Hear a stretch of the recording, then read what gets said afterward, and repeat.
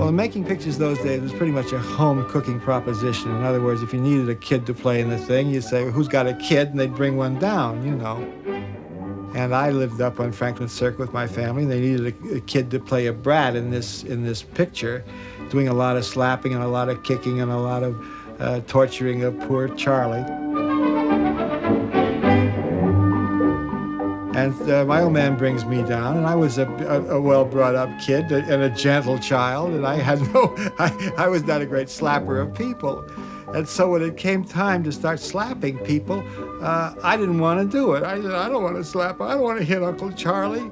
You know, I was a gentle kid. And poor Charlie couldn't get me to slap him until finally he and Sidney were playing slapping games. They were saying, Sidney, hit me again. And Sidney would give him a shot. And Charlie said, oh, it's so much fun. And oh, I just love it. And when he's hitting himself. And they finally convinced me that slapping was a great charge to him, you know. So I think I might have gotten into the swing of it later on.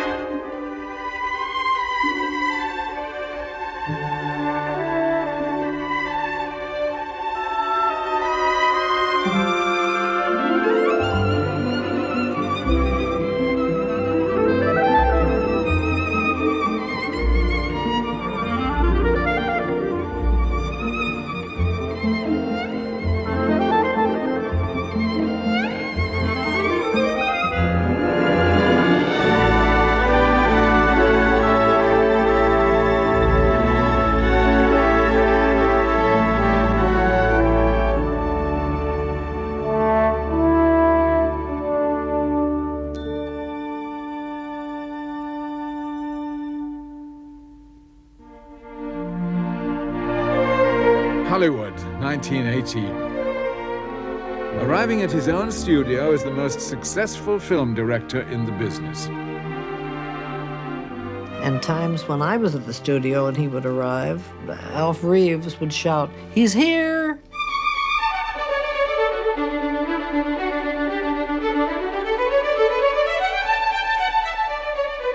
And I think that's the only time I ever heard that, in the theater, among show people, or on sets, film sets, or anything. He's here.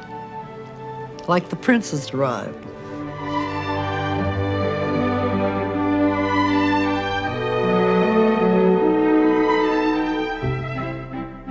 On this backlot, and on his two stages, Chaplin would produce his greatest work. He now had complete control over the making of his films. He even had his own laboratory. But he was still answerable to his distributors. First National had paid him $1 million for 8 pictures, with no time limit. He'd taken 2 years to make 4. With independence, he had slowed down. The hectic pace of the Mutuals, 12 films in 16 months, had given way to an atmosphere of relaxation.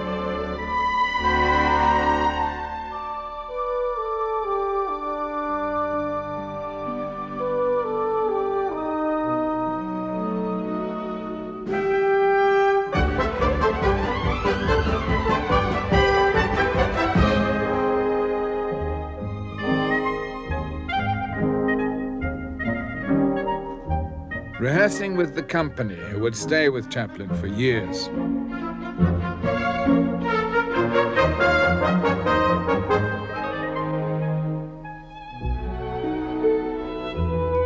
These shots appear to be genuine glimpses of Chaplin at work. But no, they were staged for a film Chaplin tried to slip into his First National contract. First National rejected it.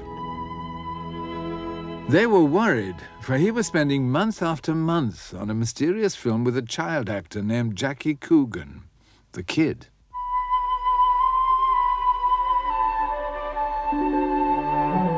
Slate 1775, the only fragment of the rushes to survive.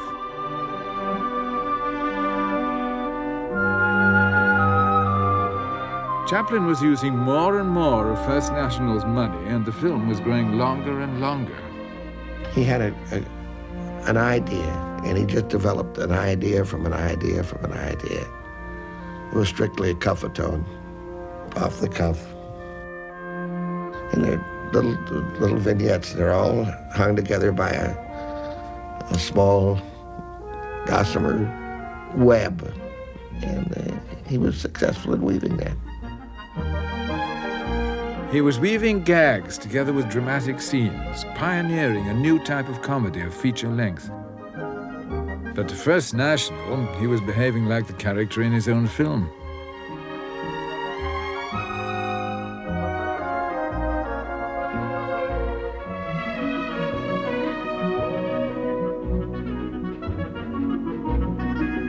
Here we are into a big production. It's going to be 6 reels. It's already taken 5-6 months. And no story. Just little bits of a story. And with only Chaplin there to solve what the key to the story is.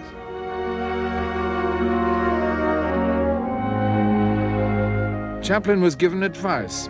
Invite the First National exhibitors to the studio. They came in a body. I think they were going to lynch him.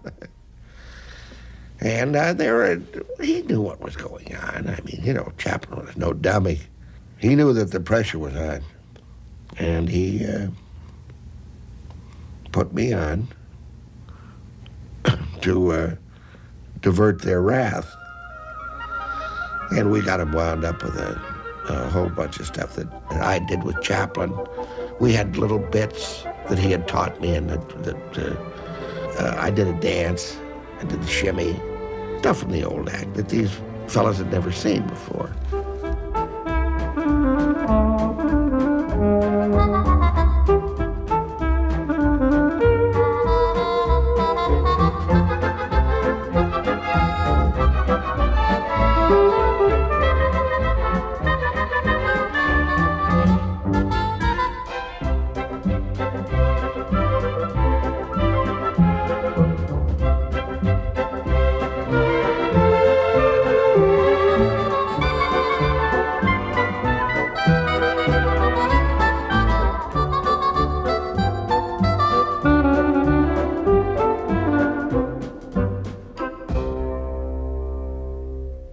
He said, take as much time as you want, Charlie, and he was going to anyway, because nobody could say hurry up to him.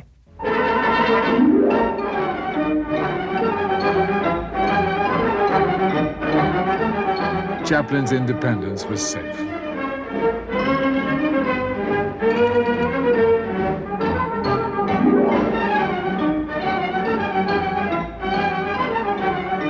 Chaplin introduces another child to the cast, Lita Gray. I became his flirting sweetheart in the heaven sequence of the picture.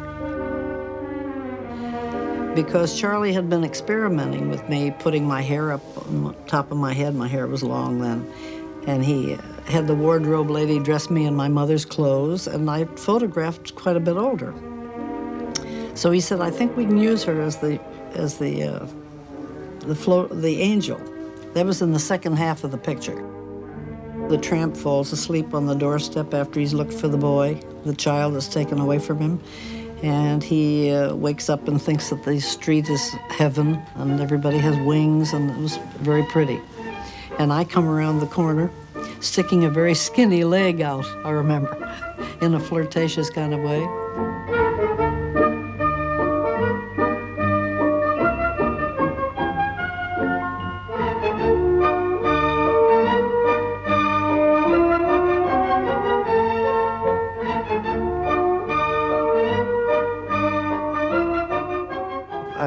Went back to school after I finished the kid contract. And I was bragging to Myrna about having worked for Charlie, what a marvelous man he was, and so forth and so on. And she was intrigued. She wanted to meet him. So I said, well, we'd go to the studio and watch him work one day, which we did. And as soon as Charlie came out to greet us, he said, you're just in time, because I've been testing brunettes for a part in the Gold Rush, this film that I'm going to make. So he did another film test on me and decided that I would be right for the part. It was 1924. Lita was 15. Now Chaplin led his company on an expedition to Truckee in Northern California. It would be an epic, a story of the Klondike. Chaplin had never done anything like this before. He shipped up everything to make a huge production. For now he was free of First National's petty restraints. He was one of the united artists.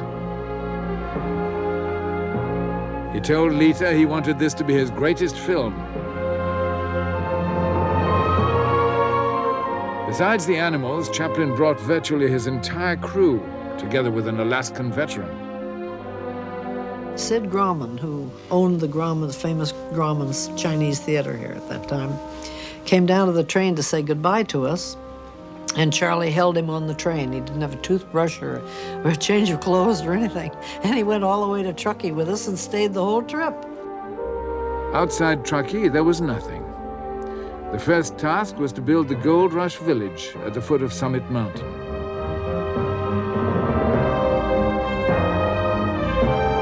Chaplin surrounds himself with associates, old and new. As an assistant, Eddie Sutherland, who recalls the trip in a 1959 recording. I was Chaplin's assistant, so I said camera and cut. And I made suggestions like everybody else, but don't let anybody tell you they ever directed Chaplin. Chaplin directed himself. Sutherland's first job was to organize the Chilkoot Pass. I had got the ski club from Truckee. We went up and built the exact replica of Chilkoot Pass.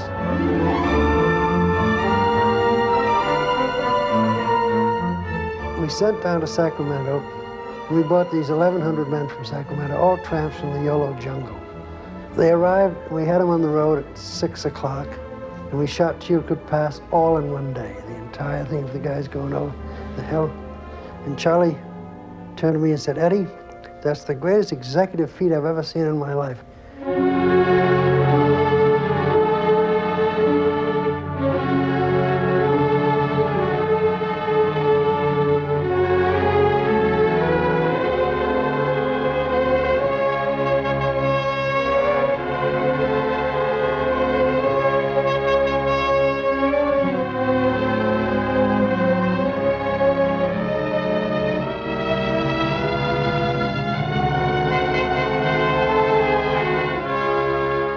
It is always thought that Chaplin returned from Truckee after shooting that one big scene.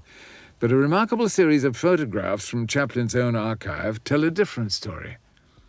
They reveal that Chaplin shot all the exteriors on location, much to the regret of Lita Gray, who longed to get away from the wretched conditions.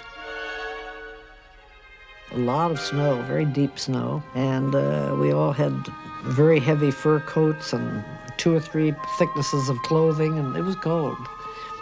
And there again, many retakes. We thought we'd never get off that location.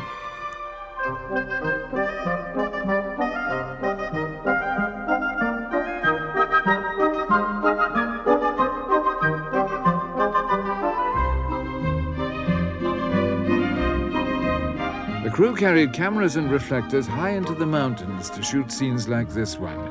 Charlie, lost, starving, finding a miner's grave. At this very spot occurred the tragedy of the Donner Party, pioneers driven to cannibalism. From this tragedy, Chaplin fashioned high comedy. We had built a chicken skin for a human being to get into, but we'd built it the size of Pete Stitch, who was the painter at the studio. And Pete got in it and just walked around and looked like a painter in a chicken skin, you see. So he said, "What do we do?" I said, "It's a very simple matter. You get in it, Charlie." He says, "Oh, I don't want to do that." I said, "Well, what's going to happen? Somebody's going to do it." He said, "All right." So he reluctantly got into the chicken. And when he got into the chicken, he was a chicken.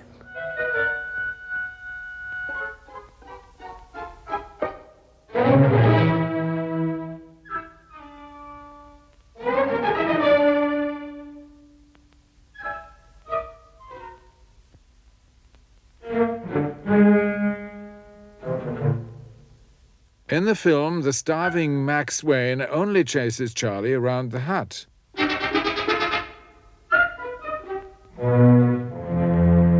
The stills show it might have been a very different sequence.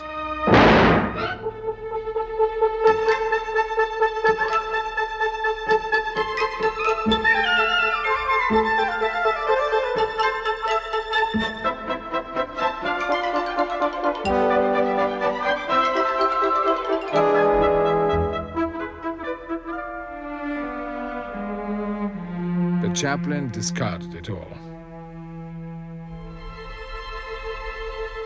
This scene and the Chilkoot Pass were all he kept from the entire expedition. The location was the last place for a man like Chaplin to shoot, for he took too long. One moment there was snow, the next it was melting.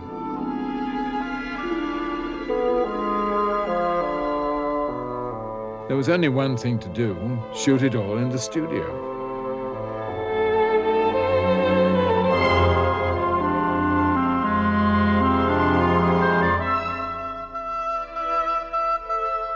Chaplin had to retrace his steps.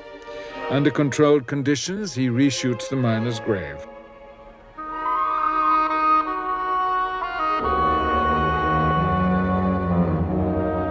On the back lot of his studio, he rebuilt the Gold Rush village with artificial snow made from rock salt.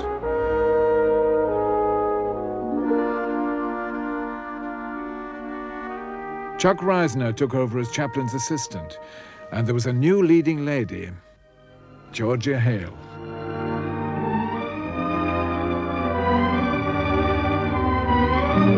Lita Gray, now Chaplin's wife, was pregnant. There was no hope of her playing the part. Once again, Chaplin had to start from scratch. It was something he'd often done before, but never at so enormous a cost. He didn't care how much money he spent.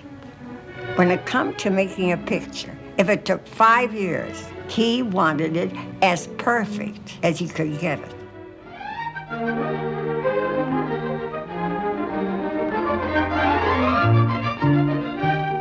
Chaplin had been Georgia's hero since her childhood. Playing the lead in his biggest picture was her dream come true.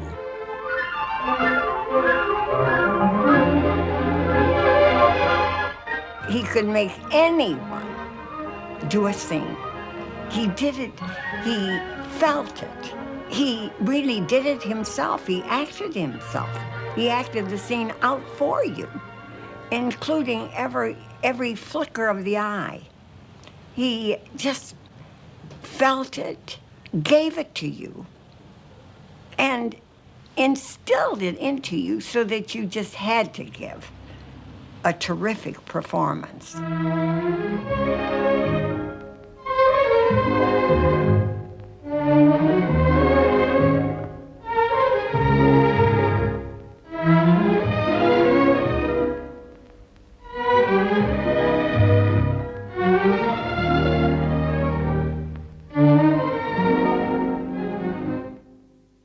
He knew the one big fault of actors was overacting. And he knew that hamming a thing didn't have the proper action behind it, that they had lost the action for the motions. So he'd always say, after he gave you the scene, and even though it was a deep emotional scene, he'd always say, just before the camera would go, he said, now do this scene poorly. Walk through it. And then he would get it.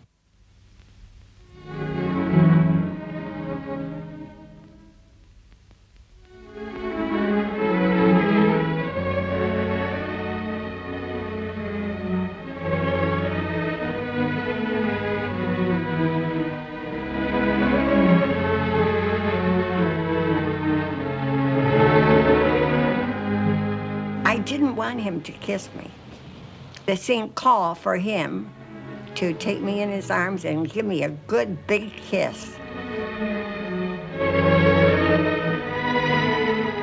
Charlie kept retaking it because he always retook everything to get the right reaction from me. And finally, I was in a rage. And I really slapped that fella awfully hard across the face. And that was the take that Charlie took and really wanted, was that violent temper that came out when he kissed me once too often. Chaplin's intensity when things were going well made him all the angrier when he ran out of ideas. If he came on the set, he'd have his two hands stuffed into his pants pockets with his shoulders folded together and with a scowl on his face, and he wouldn't do a thing.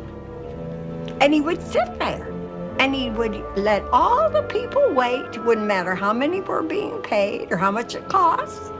And after he'd sit there in a daze, like to himself, for hours, he would leave and call it all off for the day. And then he wouldn't even call us back for a week until he was inspired again.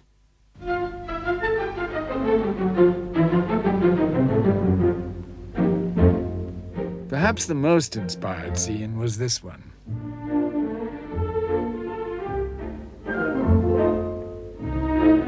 The shoelaces were made of licorice.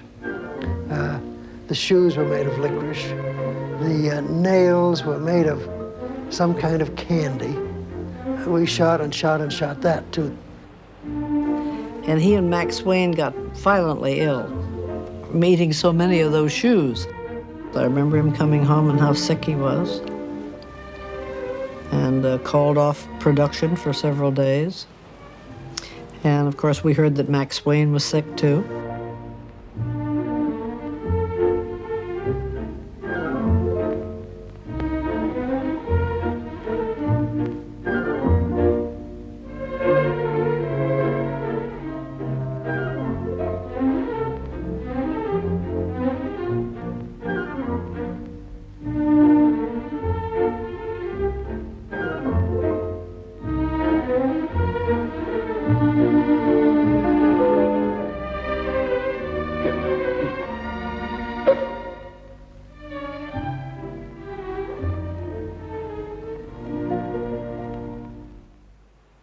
Chaplin shot the final scenes aboard ship. Charlie has struck it rich in the Klondike. Now he meets Georgia again. Georgia Hale had fallen in love with Chaplin long before she met him, with his image on the screen. But he was married to Lita Gray. The marriage foundered right at the end of the picture. The last scene was really the first time that Charlie could ever express anything toward me that was really legitimate, because he was, for me, he was really belonged to Lita Gray. And so there was absolutely a wall between us. We were very impersonal, but during the scene, he had a legitimate chance to express what he evidently had been feeling, and that was an affection for me.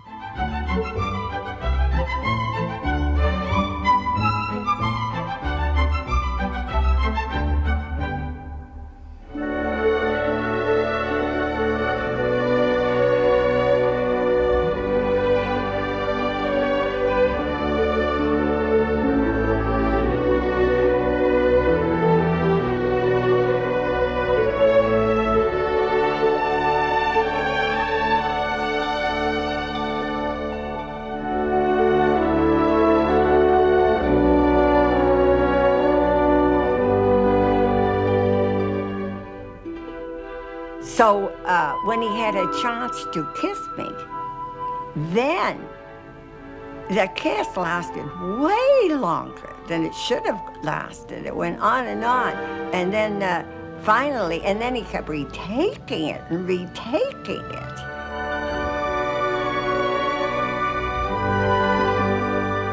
Then I was quite sure that his feeling for me was more than just a director for a leading lady. And of course, I knew what my feeling was all my life.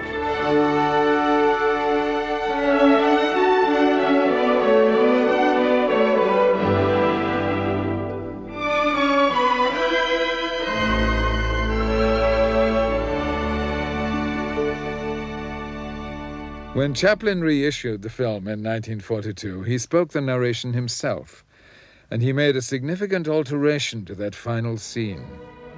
And the little fellow gathered himself together, and James, the valet, was told to prepare for an extra guest.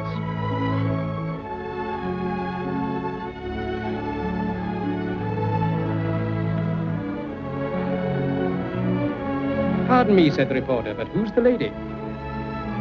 Buzz, buzz, buzz. Oh, you don't say. Well, congratulations. Say, this will make a great story, and with a happy ending. And so it was, a happy ending.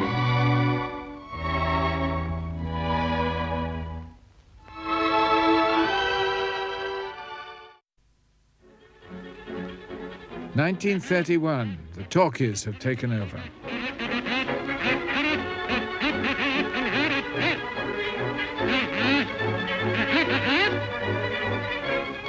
Chaplin ridicules the early talkies, for he intends to continue making silent pictures, pictures like City Lights.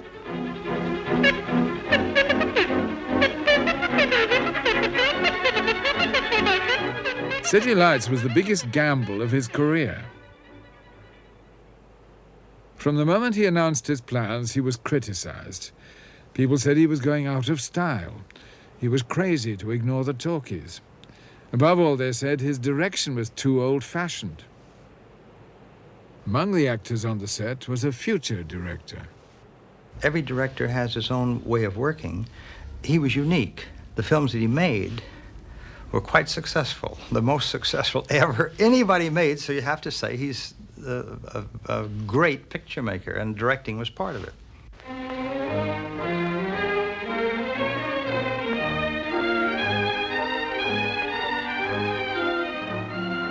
He showed us what to do. He directed us by being us. And he acted every little bit, and you always felt that there was a reluctance that he couldn't be behind the camera and in front of it at the same time. One way to overcome that problem was by his old method, rehearsing on film.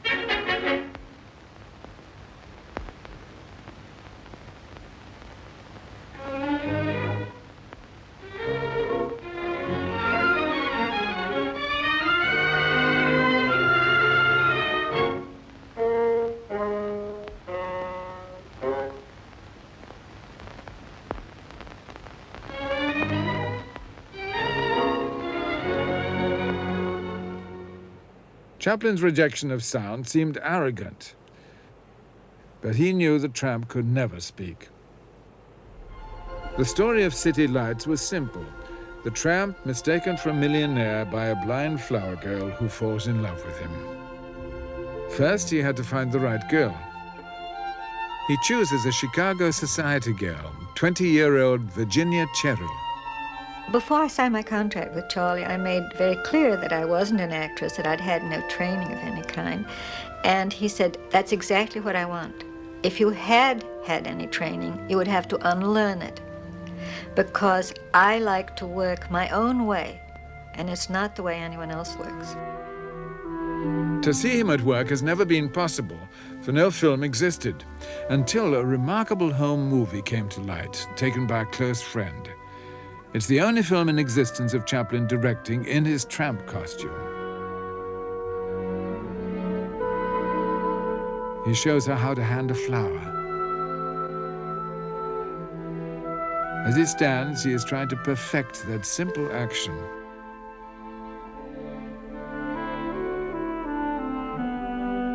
The whole story seems so simple. Yet it had to be set up in this one scene. If it failed, so would the film. So Chaplin lavished time on Virginia Cheryl. He was a great inspiration. He gave you so much of the spirit of what he was trying to get out of you. He acted out every part. This was his way of direction. We had no script. And Charlie would simply say, in this scene, I want you to do so and so and so. And then he would show you exactly how he wanted it done. And it sounds ridiculous, but you found yourself feeling that he was you. How could he be a blind girl? But he was. If he was handing you a flower, you had this feeling that he was that person. The flower stand scene is the first time the flower girl meets the tramp. Chaplin has placed Virginia close to a drinking fountain, but it's the chain that has caught his attention. A watch chain, perhaps? Then he selects a flower. She offers the wrong one.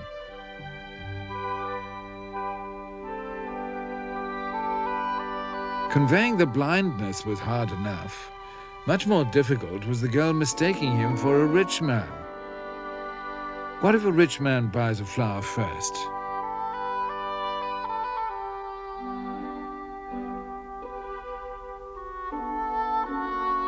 It doesn't help. He didn't care how many takes he took. In fact, I often thought that if he couldn't think what he was going to do next, he simply went on doing the same shot over again until he thought of it. But he was a perfectionist, and to us it often seemed to be exactly the same, but to him it was not. Chaplin's frustration mounts as the film seems to crumble before him. He loses patience with the way his assistant, Harry Crocker, handles the extras.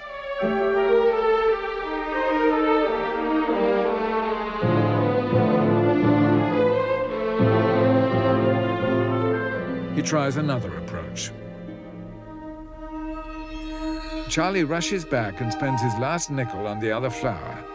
He already has the first one in his lapel. The girl is supposed to think the rich man has come back for her.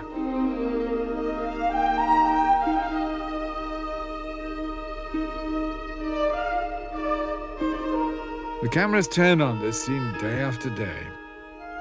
It was boring in that there was so much waiting. One waited, sometimes for hours, sometimes for days, sometimes for months, literally 3 or 4 months. And Charlie wouldn't come to the studio. The report sheets show that after 3 weeks shooting, Chaplin was taken ill. He had not solved the sequence.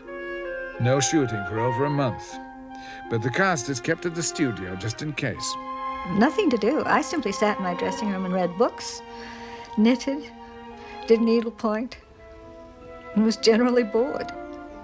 83 days into the picture. No shooting on 62. April the 1st. Chaplin returns and starts again on the flower stand sequence.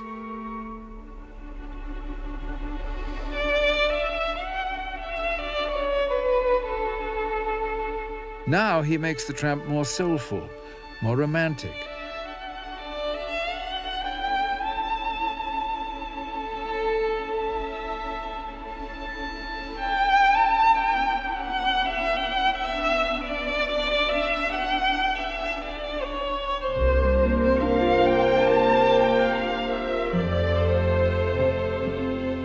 But he still can't crack the problem.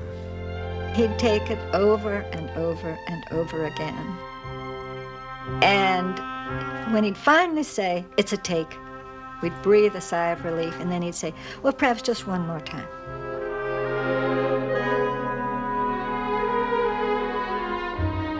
He tries changing the meeting. He's moved the girl further from the fountain. But why does she stop him? It's becoming a nightmare, one that was still vivid 3 years later when he worked with Alistair Cook. He once told me that Virginia Cheryl couldn't lift a flower up properly. And he said it took hours to say, look, all you do is take and you hold it up like this. That's all. But he said somehow she did this or that, you see. He managed to complete the scene, but he knew something was still missing. He still hadn't solved the problem of the girl mistaking him for a rich man. It would bother him to the very end of production. After 534 days, with no shooting for most of them, he returned to the flower stand sequence. He woke up one morning, he said, and it suddenly occurred to him, a slamming door of the automobile. So, of course, what happens is that he goes to the girl, says he'd like a flower or a bunch, gives her everything he has in the world, which could well be $1 or a dime. And as she's reaching for her change, the rich man walks, she hears the rich man walk back across the sidewalk, get in the car, slam the door, and the car takes off.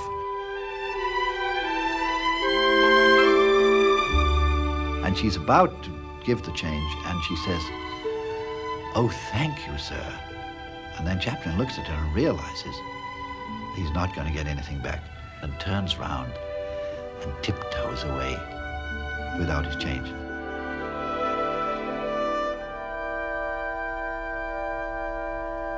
Well, it's just like, you know, water running over a pebble in the film.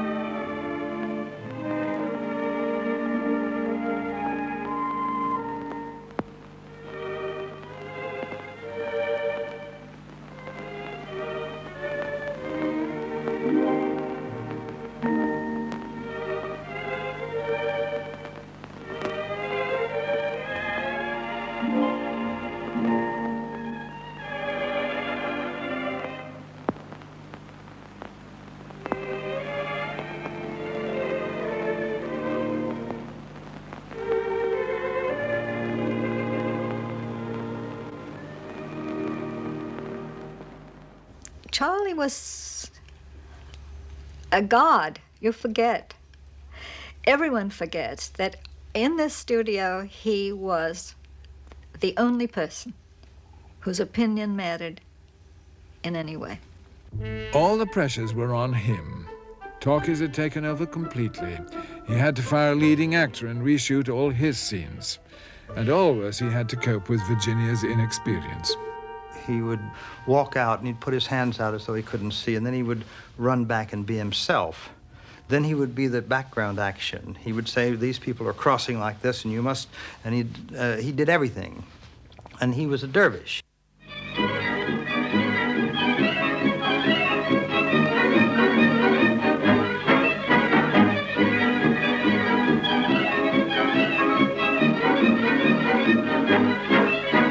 City Lights moves into its second year, no end in sight. Visitors to the studio could be a welcome diversion. If there were stars present, he had to be the most important star. But Charlie was always acting. He was always on.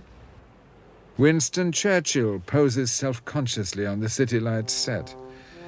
And Chaplin seems stuck for an idea to bring the visit to life.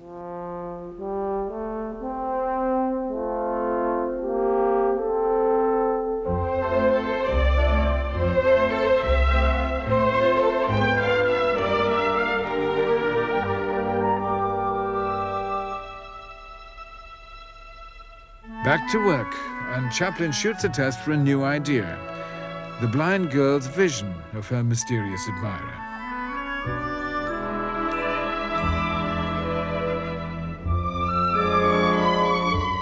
"4,337 slates in, he abandons the prince and returns to the simplicity of his story. This scene shows Charlie's farewell. He has given her the money to have her sight restored.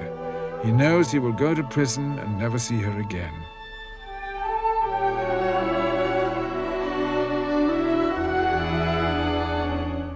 The touching relationship of the screen did not exist in real life. I don't think Charlie really liked me very much. I don't know why. I liked him. I was very impressed with him. But we had almost no social contact of any kind. I was never invited to his house because he didn't entertain very much. But when he did entertain, I was never invited. I had my own life. I think perhaps I had been married and divorced, and perhaps I was more sophisticated than he saw me. Perhaps he saw me as the blind girl and not as me, and for this reason didn't like me. She had the scene, the last part of the picture, where she realizes it's him, and she feels and gives him the flower, and well, it's a heartbreaking moment. It's a magnificent moment in the picture. And she said to him just before they did the take, do you think I might get off a little early today because I have to go to the hairdresser's. I'm going to a party tonight. And he went crazy. Charlie fired me in the middle of the film.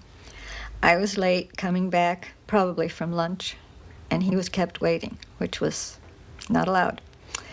So he said I was spoiled and I obviously shouldn't be in films, and I was fired. The star of the gold rush was brought in. She was not really an actress. And he simply fought all the way to get her to do the scenes and never felt that he was getting them. But when it came to the final scene, the dramatic scene, where she realizes that after she has her sight, that he was the one who was her benefactor, and she feels his hand and realizes this is the chap that did all these things for her. He did reshoot that scene with me.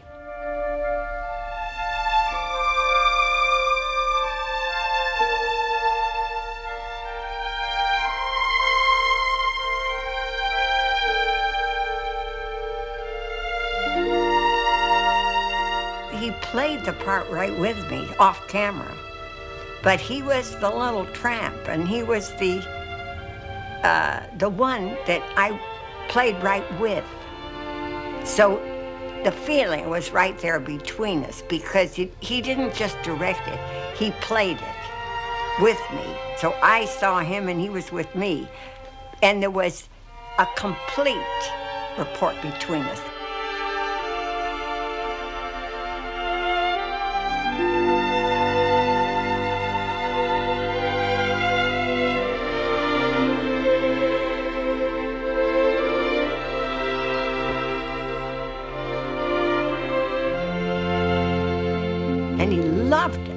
said, I'm going to redo all of City Lights with you, just the way I did the Gold Rush. I'm going to redo the whole thing with you. But even Chaplin realized this was not the Gold Rush. Times had changed, and he had shot far too much film. Marion Davis knew he'd never wasted. A friend of both, she told Virginia, now you can name your own terms. So I said to Charlie, I can't come back and work, because I no longer have a contract with you. And he said, what do you mean? What do you mean? I said, I signed it before I was of age.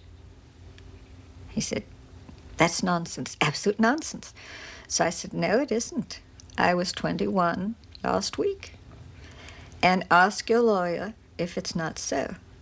And he hung up. He called back later and said, I think you'd better come down and we'll talk about it. So Marion said, now you've got him. And I went back and I got double the amount. So I had the large sum of $150 a week from then on to the rest of the film. It was 3 years since the last Chaplin film. Silent films were now a curiosity. Yet at the opening, a crowd of 25,000 caused a near riot. Chaplin's future rested on this film, for which he'd even written the music. He was extremely nervous. All the way down, he kept saying, I don't care if it's a failure or a success. And what is fame? Well, I don't care a bit about fame or being popular or accepted. And he kept raving on about convincing himself that he just didn't care about how the evening went. It wasn't going to affect him one way or the other. And then we get to the theater. And at the end of the picture, they all stand in acclamation, just applauding him until it reverberated with noise, whistling and everything. And then he admitted, like a little baby, I do love the public. I've got to have acclaim. I've got to be accepted by people. And he was himself. He admitted that he needed the applause of the world. He lived on it. He loved it. Charlie has served his sentence, but all he has endured is about to be rewarded. Thanks to him, the girl's sight has been restored. She works in a flower shop, wondering when her benefactor will call and what he will look like.